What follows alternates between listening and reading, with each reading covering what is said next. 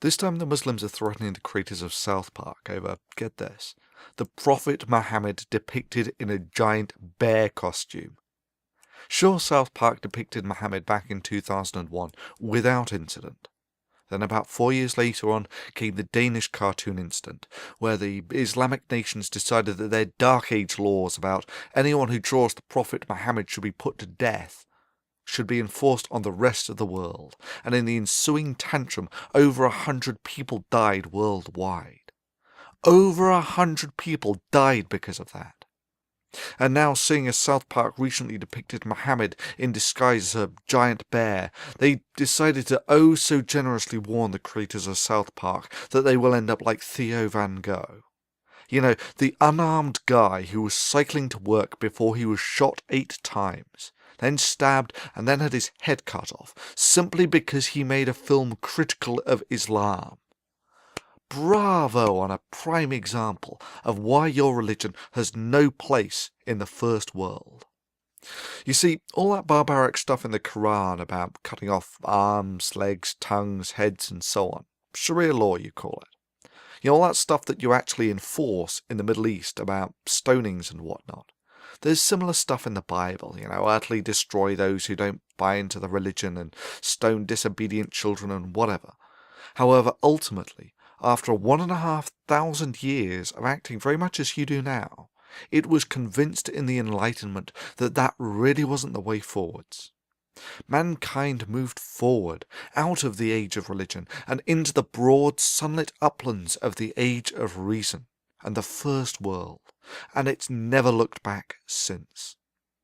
I mean, let me make this absolutely clear. The computer that you're sitting in front of, watching this video on, is a symphony of the fruit of scientific naturalism.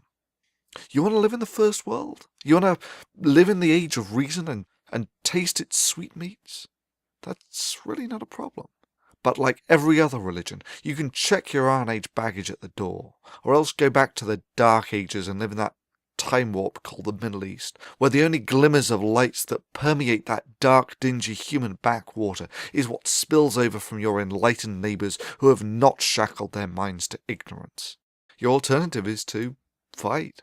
The only way the nation that has lived in the Dark Ages for 800 years can, by terrorism. We're commanded to terrorize the disbelievers, and this is a religion, like I said. You're commanded to terrorize the disbelievers? The Quran says very clearly in the Arabic language, Torhibuna. This means terrorize them. It's a command from Allah.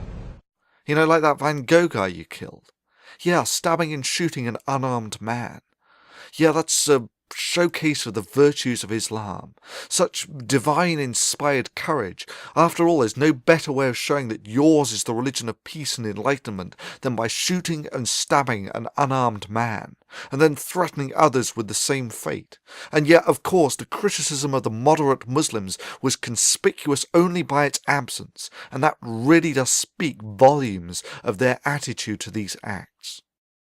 However, the Enlightenment did not just raise the standard of living, it did more than deliver us clean water, the eradication of smallpox and the PlayStation. The rift between the prowess of the First World and the advanced warriors of Islam on the battlefield can be put in no lesser terms than the contrast between ants and gods. Those of us who have lived in the age of reason understand that with great power comes great responsibility, and that the power of the age of reason must never be allowed to fall into the hands of those from the age of religion.